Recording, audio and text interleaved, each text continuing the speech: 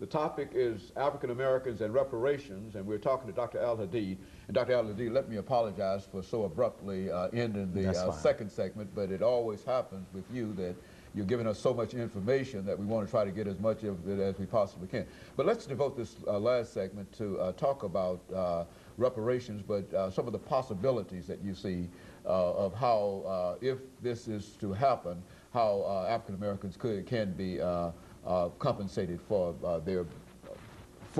in terms of reparations. Yes. Since we started with history, let's end this section also with history, and we have to go back to the original reparation that was proffered by the government, which was 40 acres and a mule, which had passed the Congress as well as the the Senate as well as the House of Representatives, and then was vetoed by the president at that time. So there was a goodwill or an intent there to grant that reparation, but it was sort of, taken out of the picture due to the veto. Now, when we come to how would reparations be paid today, there are a number of suggestions. One, of course, would be in some denomination of money. Then you would have to decide whether you're going to give it to families or individuals. Another would be in terms of job training. Another approach would be, as we were talking about earlier, in terms of fair housing and providing, housing that is decent for African Americans. And when you look at the fact that many of our people are on welfare, and many of them are not the beneficiaries of affirmative action, maybe those gaps can be closed in terms of getting people up and running. Now, in terms of how I look at the compensation, I think that education is the key. And where I think we should start with that would be, first of all, the neighborhood schools across the country, and secondly, the historically black colleges across the country. And now you have historically black colleges in Chicago and in Los Angeles, when they used to be from Washington, D.C. to Texas, mainly a southern phenomenon. So we start with those colleges and make them competitive. If they are state schools, they should be properties of the people. All of these schools should be owned and controlled by African Americans. The curriculum should be changed, and it should be centered in the culture and the history of African Americans. So they should be deliberately set up in order to bring African Americans into the knowledge of the historical culture and the heritage, and also to help them clearly define who they are as an ethnic group, and to move the conversation away from race, but culture and ethnicity. And then another approach to that curriculum should be developing a strategy of economic self-determination. Because the way the capitalist system is organized today, it is fresh out of welfare, and it's fresh out of affirmative action, even though we know the system itself is responsible for creating and manufacturing unemployment and poverty, which are the sources of welfare, and which is the sources of people having a need for affirmative action. So I think if we create educational institutions, and we have 117 colleges, if those were properly structured in terms of the curriculum, with the view in mind of making African Americans self-sufficient, self-reliant, then that would be the key, and make us competitive in a capitalist economic system. The capitalist economic system is the only economic system on the whole planet.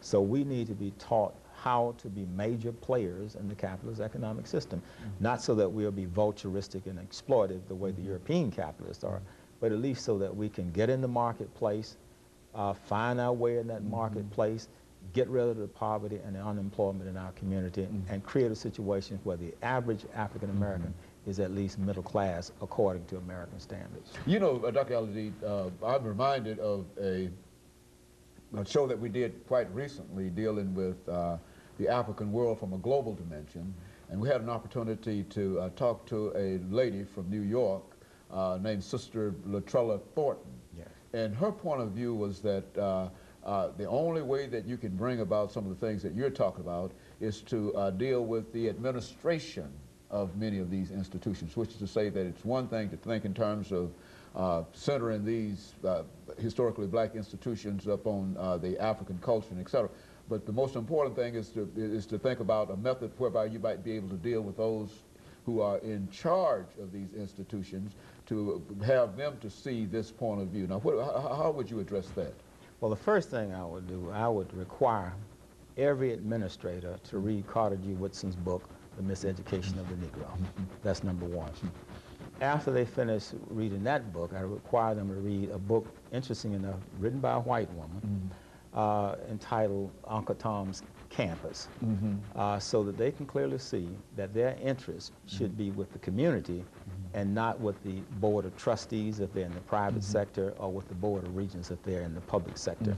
That they should work in the interest of the people, their people, and be very clear on who their people are, as opposed to looking at a $100,000 salary or $80,000 salary and trying to take care of their own family situation. So first of all, they would have to completely change their way of thinking. Now there is one college president that I admire a lot, and I had an opportunity to work under him, with him rather, from 1975 to 1985, and that's Dr. Frederick Humphreys. I think he's the only African-American college president that I've seen who stands up as a man and who also advocates a philosophy that is progressive and determining. I haven't seen a lot of them like him. He's very radical, very militant, very outspoken. As a matter of fact, when Frederick Humphreys was at Tennessee State, I think, and you worked with him directly, I mean, I think he was probably the most radical person on campus. And that's totally out of character for the president of a historically black college. But we need every one of them to be like that. All 117 should be like Fred Humphreys, and I think we can make some movement. And of course, this whole issue of reparation, this is an issue. I think one time you remarked that while the separation of the races, Du Bois's idea of the color line being the important thing in the 20th century, you made the statement that the most important issue in the 21st century would be reparations. Do you still believe that? I still believe that. I still believe that that's the most important issue for us in this part of the 21st century. But also, I think in that same program, I said that the issue that we're facing is the digital divide, which makes it even more imperative that we get up to speed in terms of the computer technology. And that's another area, I think, that reparations can be appropriated. Maybe Bill Gates might want to get involved in bringing the African-American community above the digital divide and making the entire community literate in terms of computer technology and all the other technologies that are spin-offs from the information industry. Well, as a sociologist, would you say that all of these things that might benefit the African-American population would also be beneficial to the nation as a whole over the last couple of minutes? Speak to that. Absolutely, because if you have crime and unemployment and poverty in the African-American community, quite naturally that is going to breed crime and drug dealers and numbers runners. So once you get that out of the communities will be safe, and then even white people will feel safe walking in North Nashville or other African-American communities across the country, because they know the people don't have to steal, they don't have to rob, they don't have to be hostile, because they have all the material things that they see white people have here in this country. So absolutely, I mean, that would be the most peaceful environment I can think of.